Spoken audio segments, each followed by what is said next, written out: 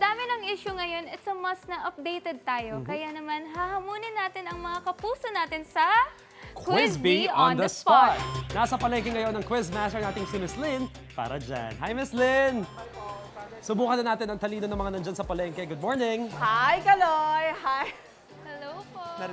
Hi, good morning, Kaloy! Good morning, AZ! At ito na tayo sa AZ tuloy, sa Murphy Public Market dito sa Quezon City, sa Cubao. Kaya, naku, gusto ko malaman kung ano ang impormasyon na kukuha nila, gano'n nila kaalam ang mga nangyayari ngayon sa ating bansa. Kasi, alam niyo, aminin na natin, ang dami-dami, di ba? So, halika magtanong na tayo.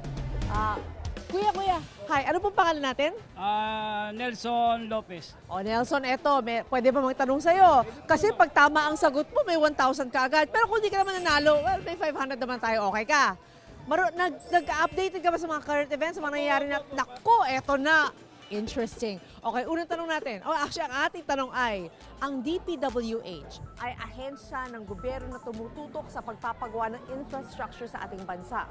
Ano ang ibig sabihin ng H sa DPWH? Daming buhaya. Maraming buhay. Pero ano yung letter H sa DPWH? 1, 2... Ano mga kurap? Corrupt talaga.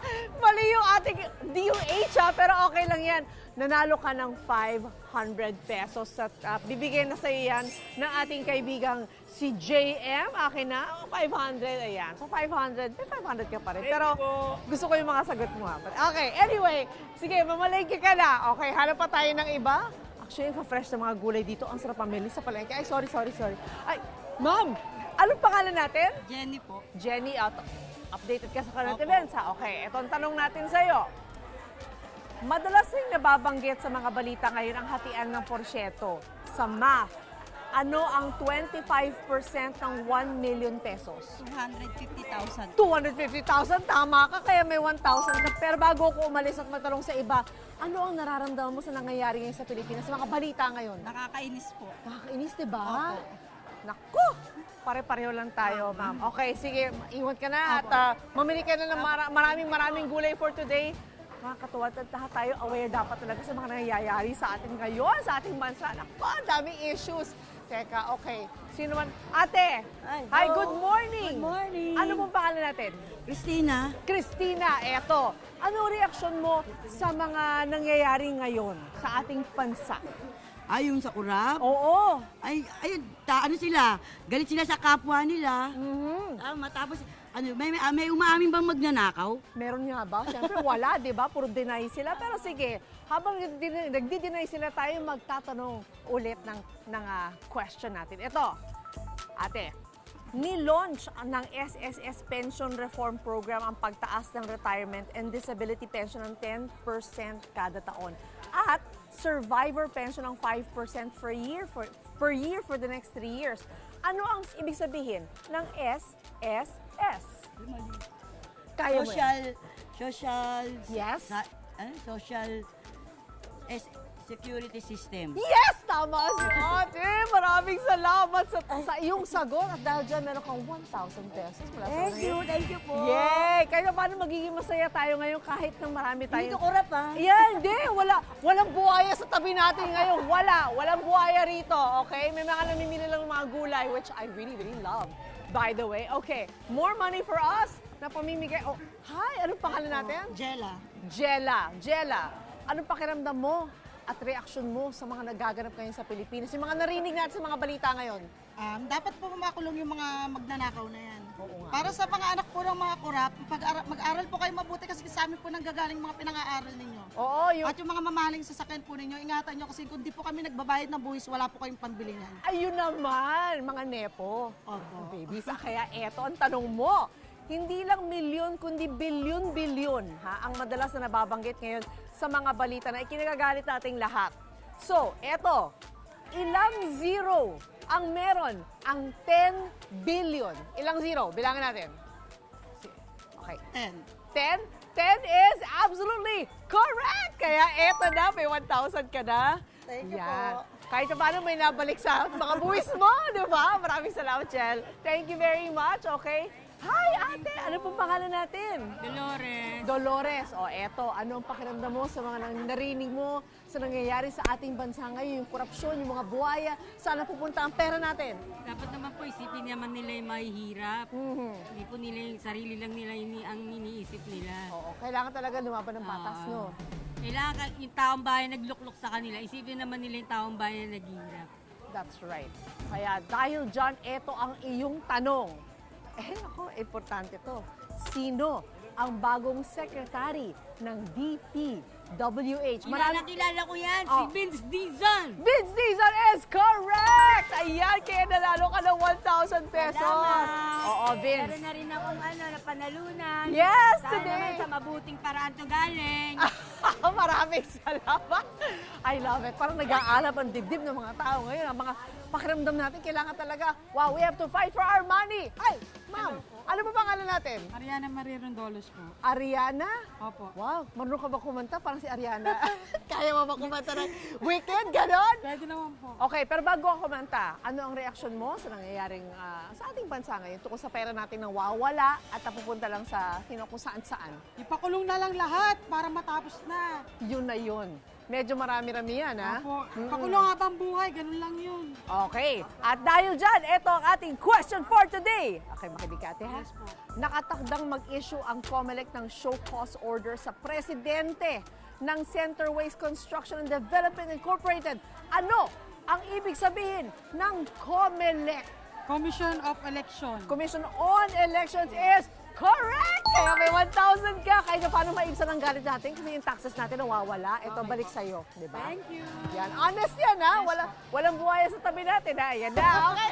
Thank you. Thank you. Maraming salamat sa inyo natin dito sa Murphy Public Market sa Quezon City. But I think we do have one more. Mamaya na po tayo. Magkatrabaho muna ako. Okay. Mamaya. Yes, unang hira. Tapos balikan kita, ate. Ma'am, ano pangalan natin? Elsa Oblero. Elsa. Okay. So, ano pakiramdam mo sa mga nangyayari ngayon sa Pilipinas? Ay, ang mga Pilipinas ay ang daang mahihirap, lalo naghihirap dahil sa gawa ng mga gobyernong maraming kurakot. Dapat sa mga yan, binibitay, balik na dapat yung bitay. Para Ibalik ano? Oo, dapat ibalik na. Dahil habang wala yan, lalo maraming mangungurakot. Eh yun nga, mataas ng posisyon eh. Lalo pa silang yayaman. Mayaman na, lalo pang yayaman. Tapos yung mahirap. Oo, yung mahirap lalong lulubog. Dapat ang mawala sila. Hindi sila dapat maupo sa gobyerno kung lagi sila nangungurakot. Yes. Pero kailangan syempre bumoto tayo ng tama. Kaya Oo, tandaan dapat natin talaga, lahat yan. Huwag natin ang iboboto kalimutan. ang iboboto natin yung tamang tao, hindi yung Yun. ano. Kaya pag-aralan natin kung sino yung boto natin next time. Okay. Isipan natin. Oo.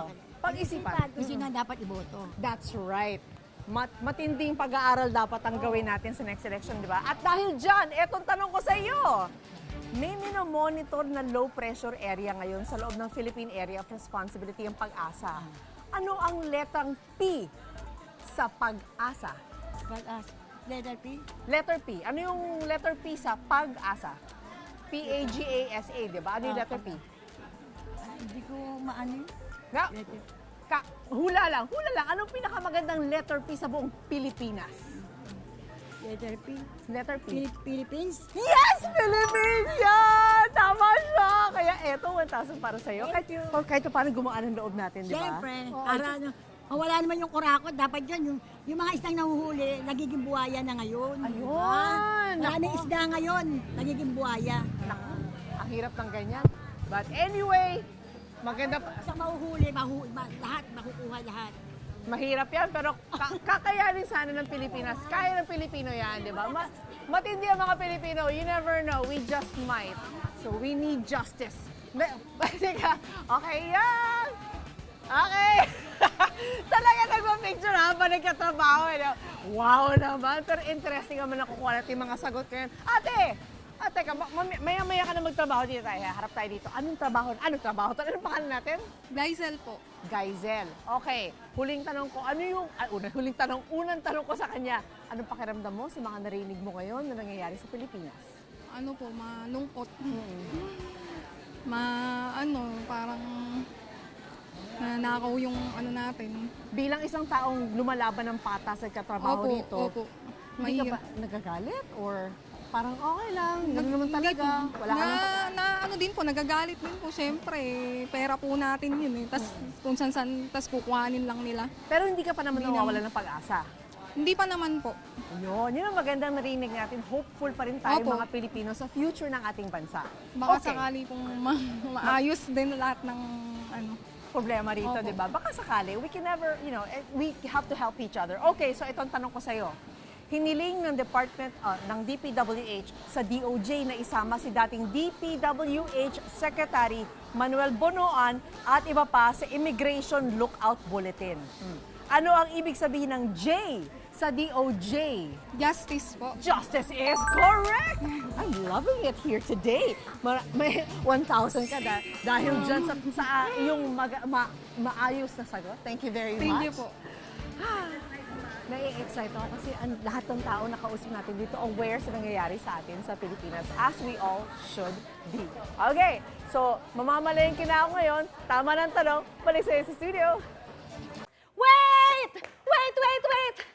Wait lang! Huwag mo muna i-close. Mag-subscribe ka na muna sa GMA Public Affairs YouTube channel para lagi kang una sa mga latest kwento at balita.